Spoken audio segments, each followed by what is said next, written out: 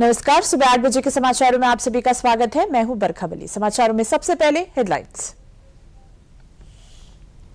महाकुंभ नगर में बुधवार को मुख्यमंत्री योगी आदित्यनाथ के नेतृत्व में कैबिनेट बैठक में कई अहम प्रस्तावों को मंजूरी दी गई।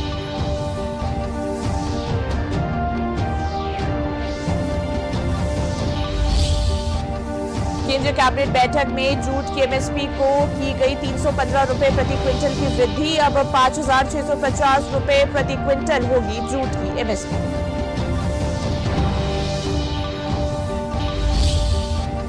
प्रयागराज में जारी महाकुंभ में आज धर्म संसद का आयोजन किया जाएगा। इसमें गौ सनातन हिंदू राष्ट्र के साथ ही काशी और मथुरा की मुक्ति पर भी अंतिम निर्णय होगा। महाराष्ट्र के जलगांव में रेल हादसे में 12 लोगों की मौत। दुर्घटना के रेलवे सुरक्षा आयुक्त करेंगे जांच।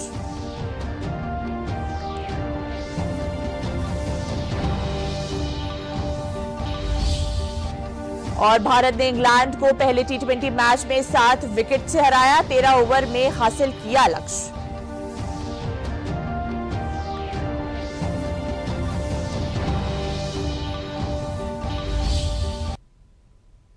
और अब खबरें विस्तार से।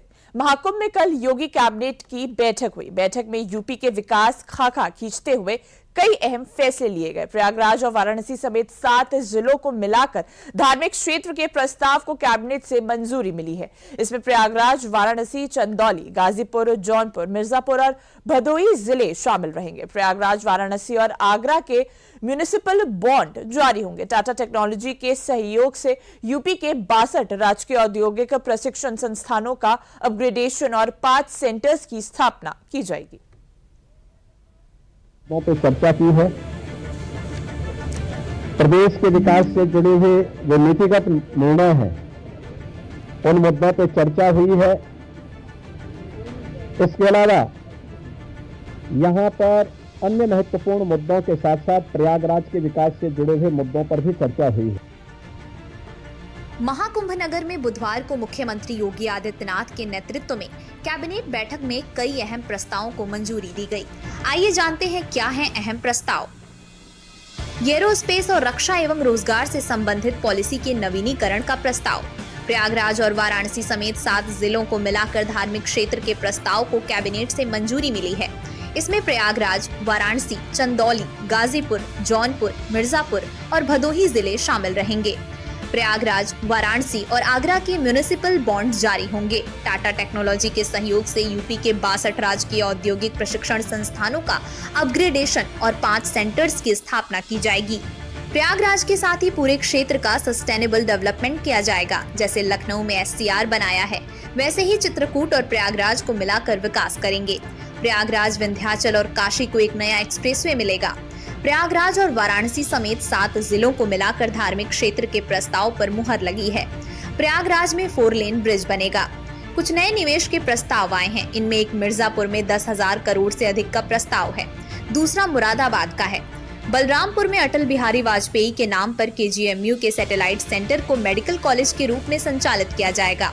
इसके अलावा बागपत, हाथरस और कासगंज में PPP मॉडल पर मेडिकल कॉलेज संचालित किए जाएंगे। फोन और टैबलेट उपलब्ध कराने की भी स्कीम को यहाँ पे व्यवस्था दी गई है, जिनमें बागपत, हाथरस और कासगंज इन 3 जनपदों में नए मेडिकल कॉलेज निर्माण की सहमति पर भी आज यहाँ पर सरकार ने अपना किया है। अलावा प्रदेश के अंदर एक अभियोजन डायरेक्टरेट की घोषणा की भी व्यवस्था मंत्री परिषद ने उसको अपनी सहमति दी है और 3 म्युनिसिपल कॉर्पोरेशन के बॉन्ड जारी करने की कार्रवाई को भी यहाँ पर आज घोषणा के साथ हम लोगों ने इसको जोड़ा है। योगी सरकार प्रदेश के विकास के लिए लगातार काम कर रही है। इसके साथ ही युवाओं के रोजगार को लेकर भी गंभीर है।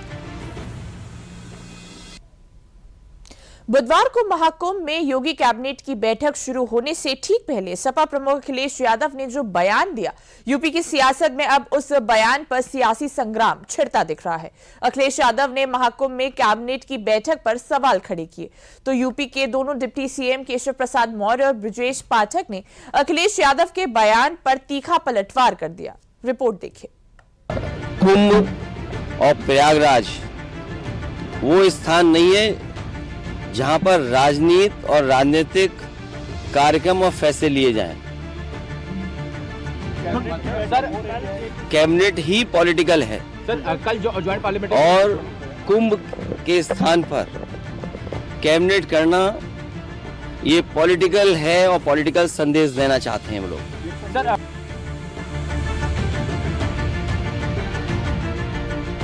बुधवार को महाकुंभ में योगी कैबिनेट की बैठक शुरू होने से ठीक पहले सपा प्रमुख अखिलेश यादव ने जो बयान दिया, यूपी की सियासत में अब उस बयान पर सियासी संग्राम छिड़ता दिख रहा है। अखिलेश यादव ने महाकुंभ में कैबिनेट की बैठक पर सवाल खड़े किए तो यूपी के दोनों डिप्टी सीएम केशव प्रसाद मौर्य और ब्रजेश पाठक ने अखिलेश यादव के बयान पर तीखा पलटवार कर दिया। श्री अखिलेश यादव जी को मानसिक रोग है, दृष्टि दोष है, इसका वो इलाज करावे। मैं उनसे प्रार्थना करता हूँ, गंगा भैया से भी प्रार्थना करता हूँ, हे भैया उनको सद्बुद्धि दे, आस्था पर चोट ना करे, प्रहार ना करे, हम बर्दाश्त देर तक नहीं कर पाए। धन्यवाद। अखिलेश जी पूरी तरह से डिरेल्ड हैं, सनातन के खिलाफ बोलते हैं और आने वाले दिनों में सनातन के खिलाफ बोलने की वजह से इसका खामियाजा उन्हें भुगतना पड़ेगा। केवल वोट के तुष्टीकरण की वजह से लगातार वो हिंदू धर्म पर, सनातन पर हमला करते हैं। फिलहाल प्रमुख अखिलेश यादव के इस बयान के बाद यूपी की सियासत में महाकुंभ के मुद्दे पर वार पलटवार का सिलसिला एक बार फिर चल निकला है। मोदी सरकार ने देश के जूट किसानों को बड़ी सौगात दी है। केंद्रीय कैबिनेट ने रॉ जूट के लिए एमएसपी 6% बढ़ाकर 5,650 रुपए प्रति क्विंटल कर दी है। कैबिनेट ने राष्ट्रीय स्वास्थ्य मिशन वर्ष 2021-24 के तहत हासिल की गई उपलब्धियों को मंजूरी भी दी है और जिसके तहत देश के स्वास्थ्य ढांचे में न सिर्फ बड़ा परिवर्तन आया बल्कि आम लोगों तक स्वास्थ्य सेवाएं सुलभ भी हुई हैं। क्या है इन फैसलों में खास, देखिए इस रिपोर्ट में। बुधवार का दिन जूट किसानों के लिए राहत लेकर आया। मोदी सरकार ने वर्ष 2025-26 के लिए रॉ जूट के लिए एमएसपी 6% बढ़ा दी है। जूट का न्यूनतम समर्थन मूल्य अब 315 रुपए प्रति क्विंटल बढ़ाकर 5,650 रुपए प्रति क्विंटल कर दिया गया है। लागत से कम 50% अधिक एमएसपी देने की नीति को आगे बढ़ाते हुए जूट की नई एमएसपी की घोषणा की गई है, जो कि लागत से 67% अधिक है। ये जूट को जब हम पीडीएस में गेहूं या पैडी खरीदते वक्त बैग्स के रूप में जूट का इस्तेमाल करते हैं, जिसके लिए मोदी सरकार ने रिजर्वेशन रखी है, उससे इस पूरे जूट की खपत अच्छी तरीके से होती है। किसानों को कोई चिंता नहीं रहती है और जब जब जरूरत पड़ती है तो सरकार जूट की प्रोक्योरमेंट करके सुनिश्चित करती है कि किसानों को 100% मिनिमम सपोर्ट प्राइस मिले। एक अन्य अहम फैसले के तहत मोदी सरकार ने राष्ट्रीय स्वास्थ्य मिशन वर्ष 2021-24 के तहत उपलब्धियों को मंजूरी दी है। वर्ष 2021-22 में 12 लाख हेल्थ केयर वर्कर्स इस मिशन से जोड़े गए हैं। वहीं कोविड के दौरान 220 करोड़ से ज्यादा कोविड वैक्सीन की खुराक दी गई। 1990 के बाद से एमएमआर में 83% की गिरावट आई है, जो वैश्विक गिरावट 45% से अधिक है। 1990 के बाद से 60% की वैश्विक कमी की तुलना में भारत ने 5 वर्ष से कम उम्र के बच्चों की मृत्यु दर में 75% की अधिक गिरावट दर्ज की है। टीबी के रोगियों की संख्या वर्ष 2015 में प्रति 1 लाख जनसंख्या पर 237 से घटकर 2023 में 195 हो गई, जबकि इसी अवधि में टीबी से मृत्यु दर 28 से घटकर 22 रह गई है। प्रोग्रेस आज कैबिनेट को दिया गया, जब 2021 में इसको 5 साल के लिए एक्सटेंड किया था 2026 तक।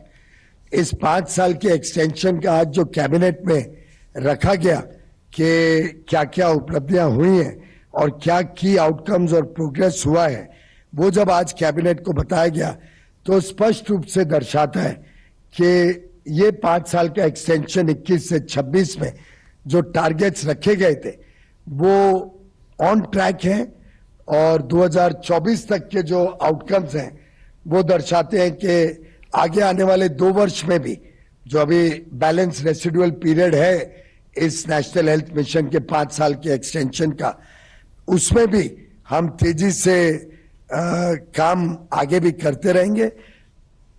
वित्त वर्ष 2023-24 तक आयुष्मान आरोग्य मंदिर केंद्रों की संख्या 1,72,000 तक पहुंच गई है। गौरतलब है कि पीएम मोदी के नेतृत्व में नेशनल हेल्थ मिशन के जरिए कई अहम लक्ष्यों को पूरा किया गया है। ये मिशन सार्वजनिक स्वास्थ्य परिणामों में सुधार में एक मील का पत्थर साबित हुआ है।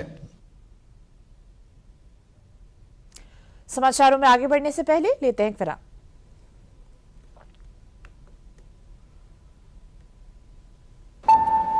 Payment fail.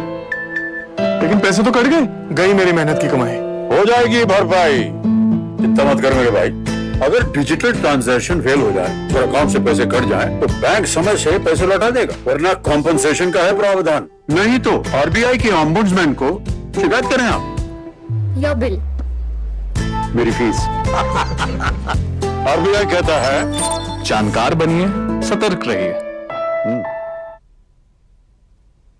समाचारों में आगे बढ़ते हैं। महाराष्ट्र में जलगांव जिले के पचौरा तालुका में हुई रेल दुर्घटना में 12 लोगों की मौत हो गई है।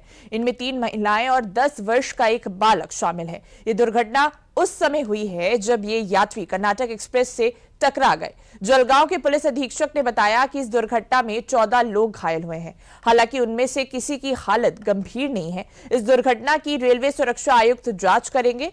महाराष्ट्र के मुख्यमंत्री देवेंद्र फडणवीस ने इस घटना पर दुख व्यक्त करते हुए मृतकों को परिवार को 5-5 लाख रुपए की सहायता राशि देने और घायलों का मुफ्त इलाज कराने की घोषणा की है। मध्य रेलवे की मुख्य जनसंपर्क अधिकारी के अनुसार पुष्पक एक्सप्रेस के कुछ यात्री कोच में आग लगने की अफवाह के कारण चेन खींचने के बाद ट्रेन से उतर गए थे। राष्ट्रपति द्रौपदी मुर्मू, प्रधानमंत्री नरेंद्र मोदी और गृह मंत्री अमित शाह ने भी घटना पर दुख व्यक्त किया है।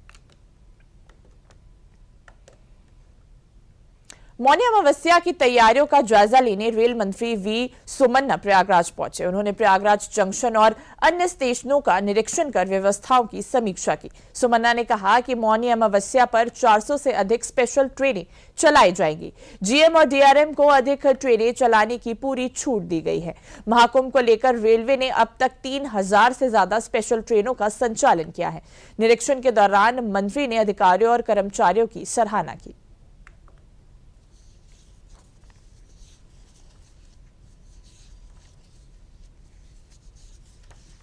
अभी कैसा कैसा करना है अभी चिंता करके हमारे ऑफिसर को फुल पावर देखो, एक तो भी प्रॉब्लम नहीं होना, इसलिए कैसा करना, क्या डिसीजन लेना, ये सब भी जनरल मैनेजर का, बाद में डीआरएम का, हमारा दूसरा ऑफिसर क्या है वो क्या डिसीजन लेता है वो भारत सरकार का डिसीजन रहता है। In the interest of public वो डिसीजन लेने का वही फ्री है। निवेदन है, ये सब भी सबको भी नहीं मिलता है, ये सब भी डीआरएम जी ये सबको भी नहीं मिलता है। ये 144 इयर्स का भगवान कैसा संदेश है, हम लोग इधर है। मोदी जी के वो मोदी जी का शक्ति है, मोदी जी का चिंता है, मोदी जी का भारत देश का भविष्य, भारत में वो सपना क्या है वो भी सब भी इम्प्लीमेंट हो रही। इसके हम सब भी मोदी जी का धन्यवाद देंगे। समाचारों का रुख करने से पहले लेते हैं एक विराम। खाए जाओ, स्वाद के चटकारे लेते जाओ, गली गली में है स्वाद। आहा, पेट पूजा तो बनती है तो बेफिक्र होके खाते जाओ। कब्ज और उससे संबंधित तकलीफों का समाधान, बैद्यनाथ कब्ज हर दे, कब्ज में आराम, प्राकृतिक और सुरक्षित। समाचारों में आगे बढ़ते हैं। मुख्यमंत्री योगी आदित्यनाथ उत्तरायणी कॉथिंग 2025 में शामिल हुए। उन्होंने कहा कि ऐसे आयोजन लोक संस्कृति, परंपरा और साहित्य को बढ़ावा देते हैं और एक भारत श्रेष्ठ भारत की भावना साकार होती है। ये पर्व भगवान सूर्य के उत्तरायण में प्रवेश के साथ 14 से 23 जनवरी तक आयोजित हो रहा है। मुख्यमंत्री ने कहा कि पर्वतीय महापरिषद 20 वर्षों से इस आयोजन को सफलतापूर्वक आयोजित कर रही है। उत्तराखंड के लोग अपनी संस्कृति और विरासत को संरक्षित करने में अग्रणी हैं। उन्होंने सांस्कृतिक विरासत और शहीदों के स्मरण के महत्व पर भी जोर दिया। 14 जनवरी से 23 जनवरी तक लगातार 10 दिनों तक चलने वाला महाकौतिक पर्व भगवान सूर्य के उत्तरायण में जाने के साथ प्रारंभ होता है और पिछले 2 दशक से अधिक समय से उत्तराखंड से जुड़े हुए, पर्वतीय समाज से जुड़े हुए जितने भी हमारे भाई बंधु हैं, सभी लोग जिस श्रद्धा भाव के साथ इस आयोजन के साथ जुड़ते हैं, उन्होंने इस परंपरा को बनाए रखा है। मैं इसके लिए पर्वतीय महापरिषद को और आप सभी श्रद्धावान पर्वतीय समाज से जुड़े हुए बहनों और भाइयों को हृदय से बधाई देता हूं। उत्तर प्रदेश के विकास में या देश के विकास में पर्वतीय समाज की एक बड़ी भूमिका है। उत्तर प्रदेश के पहले मुख्यमंत्री पंडित गोविंद बल्लभ पंत जी उसी उत्तराखंड में पैदा हुए थे।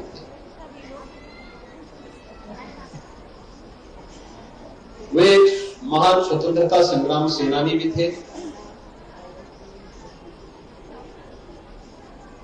1954 में देश के गृह मंत्री बने और 1956 में उन्हें देश के लिए उनकी सेवाओं के लिए भारत रत्न से भी सम्मानित किया गया।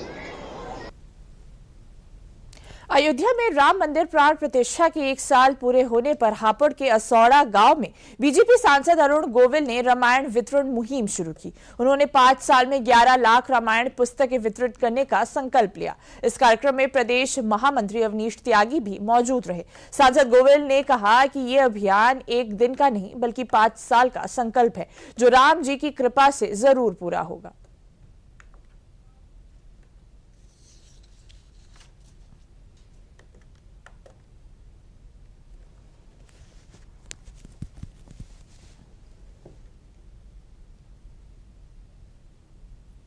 रामायण जो है वो केवल हम ये नहीं कह सकते कि वो धार्मिक ग्रंथ है, बल्कि सामाजिक जीवन जीने की कला है, सामाजिक हमारे जीवन का आधार है।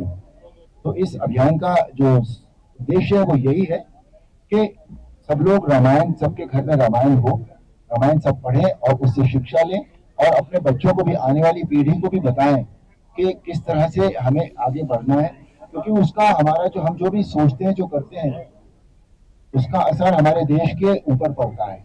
हमारे देश को सशक्त बनाना है, उसको समर्थ बनाना है हमें, जैसा कि हमारे आदरणीय प्रधानमंत्री जी का जो उन्होंने विजन रखा है कि सन 47 तक हमें डेवलप नेशन बनना है। तो तभी हो पाएगा जब हम इन बातों से ऊपर निकल आएंगे और समाज के लिए, अपने परिवार के लिए, अपने देश के लिए जब हम काम करेंगे ईमानदारी से, तभी हो पाएगा। यही इसका उद्देश्य है।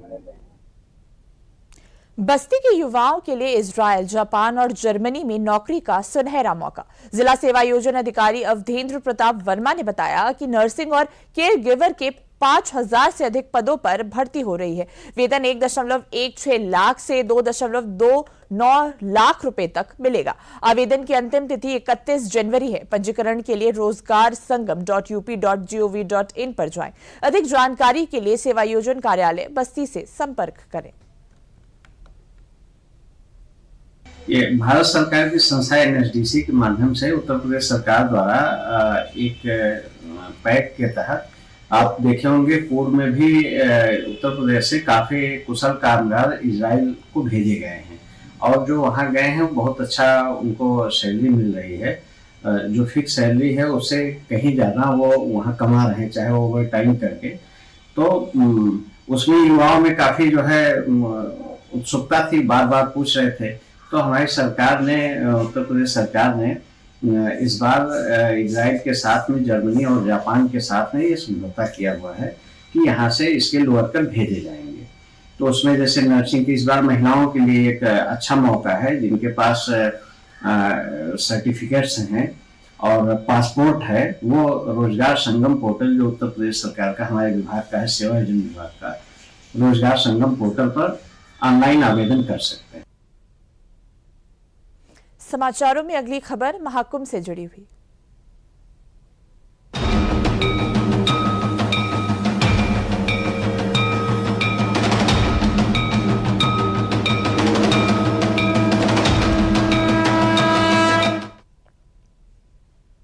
प्रयागराज में जारी महाकुंभ में आज धर्म संसद का आयोजन किया जाएगा। महाकुंभ क्षेत्र के सेक्टर 19 में स्थित पंडाल में धर्म संसद का आयोजन किया जाएगा। इसमें गौ सनातन हिंदू राष्ट्र के साथ ही काशी और मथुरा की मुक्ति पर भी अंतिम निर्णय होगा। सनातनियों के लिए धर्मादेश के साथ ही सनातन बोर्ड के गठन पर भी सहमति बनेगी। धर्म संसद में चारों पीठ के शंकराचार्य, 13 अखाड़े और देश भर के संत महात्मा शामिल होंगे। सभी की राय से सनातन बोर्ड के गठन पर अंतिम निर्णय होगा। महाकुंभ का यह आयोजन केवल भव्यता और दिव्यता का प्रतीक नहीं है, बल्कि श्रद्धालुओं के लिए असाधारण इंतजाम भी किए गए हैं। पिछले 10 दिनों में लगभग 10 करोड़ से अधिक श्रद्धालु संगम में आकर आस्था की डुबकी लगा चुके हैं। यहाँ खाने पीने की कोई कमी नहीं है, क्योंकि बड़े बड़े लंगर और भंडारे हर ओर चल रहे हैं। इसके साथ ही श्रद्धालुओं के ठहरने के लिए विशाल कैंप लगाए गए हैं, जहां उनके आराम और सुविधा का पूरा ध्यान रखा गया है। महाकुंभ के प्रत्येक हिस्से में सैकड़ों भंडारे और पंडालों की व्यवस्था की गई है, ताकि श्रद्धालु बिना किसी परेशानी के अपने धार्मिक कर्तव्यों को निभा सके। देखिए रिपोर्ट।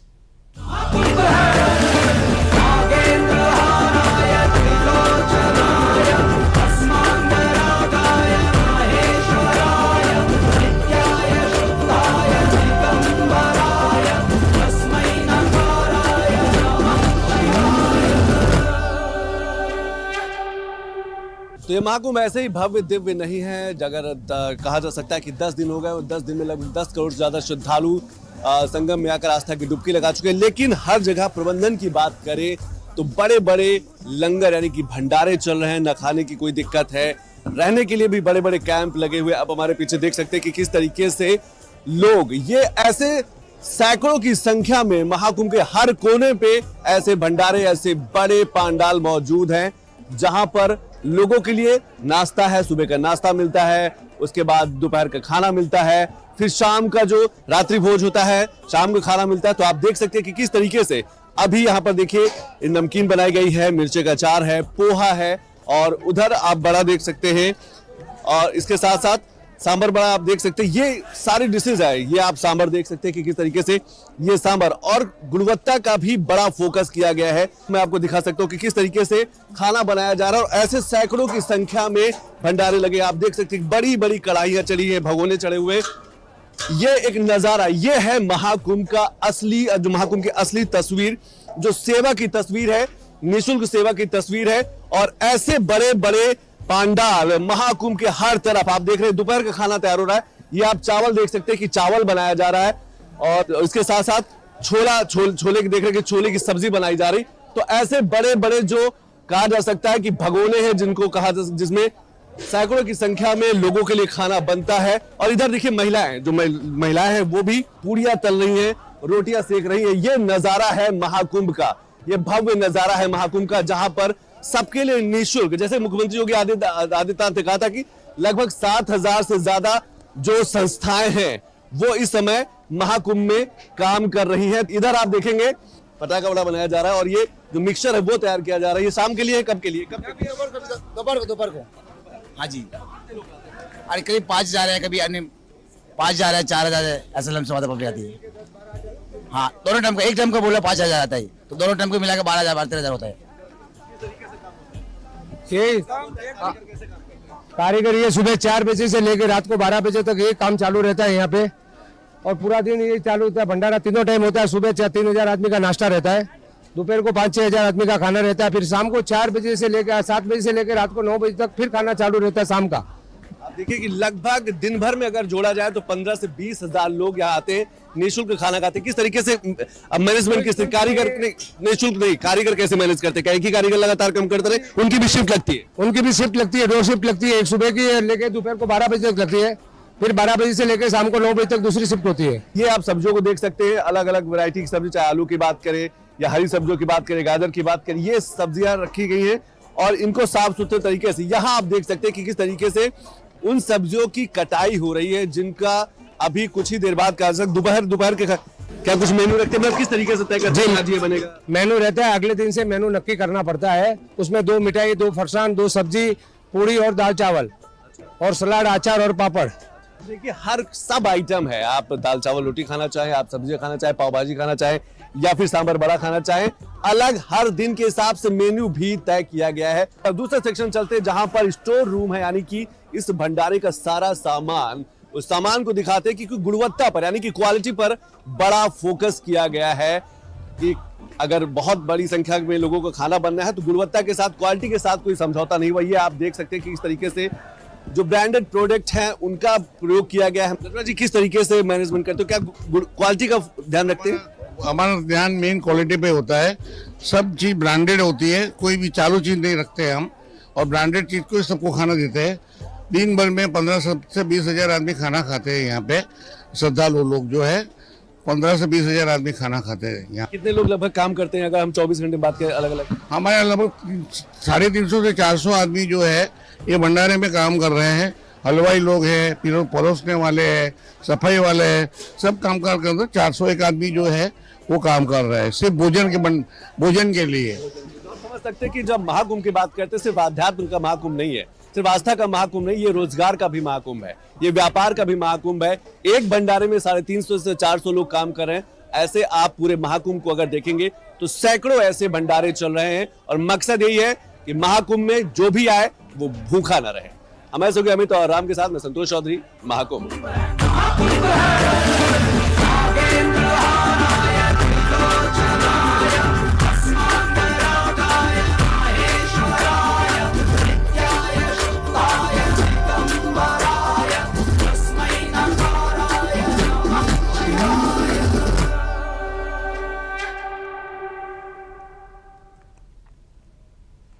उत्तर प्रदेश के पुलिस महानिदेशक प्रशांत कुमार ने प्रयागराज के महाकुंभ मेला क्षेत्र में भ्रमण के दौरान फाइबर रीइंफोर्स्ड प्लास्टिक बोट्स को स्वयं चलाकर रिवर पेट्रोलिंग की गई एवं जल पुलिस की सुरक्षा व्यवस्था का आकलन कर महत्वपूर्ण दिशा निर्देश दिए गए।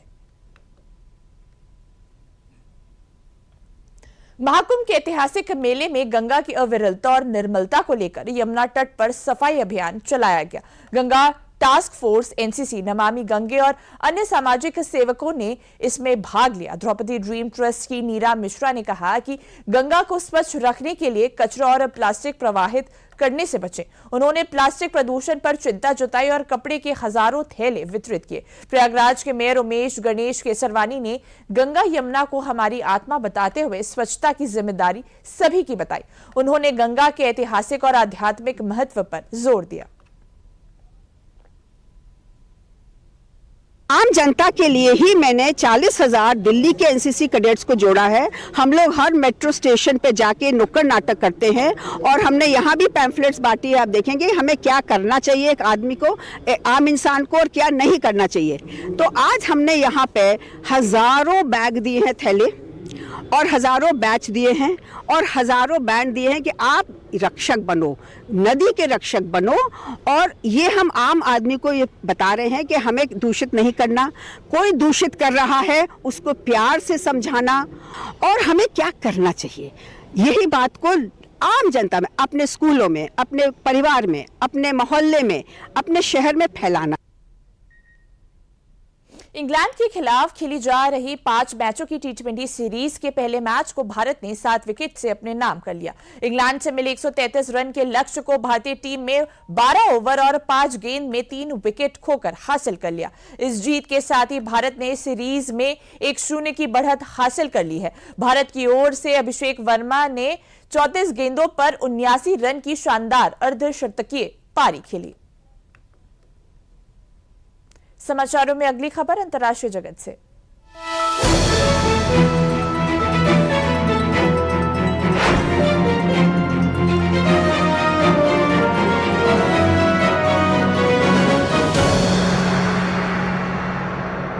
डोनाल्ड ट्रंप ने मैक्सिको की सीमा पर 1500 अतिरिक्त सैनिकों को भेजने के आदेश दे दिए हैं। मैक्सिको की सीमा में अवैध प्रवेश रोकने के लिए ट्रंप ने ये आदेश दिए हैं। अतिरिक्त सैनिकों में 509 सैनिकों के साथ साथ सेना के हेलीकॉप्टर पायलट और खुफिया विश्लेषक शामिल हैं। मैक्सिको सीमा पर लगभग 2500 अमेरिकी नेशनल गार्ड और रिजर्व बल पहले से ही मौजूद हैं। वरिष्ठ सैनिक के अनुसार ये सैनिक कानून लागू करने के कार्य में शामिल नहीं होंगे। शुरुआत में उनका इस्तेमाल फिजिकल बैरियर और अन्य सीमा मिशन के निर्माण के लिए उपयोग किया जाएगा। समाचारों में अभी के लिए बस इतना ही। मुझे दीजिए इजाजत। नमस्कार।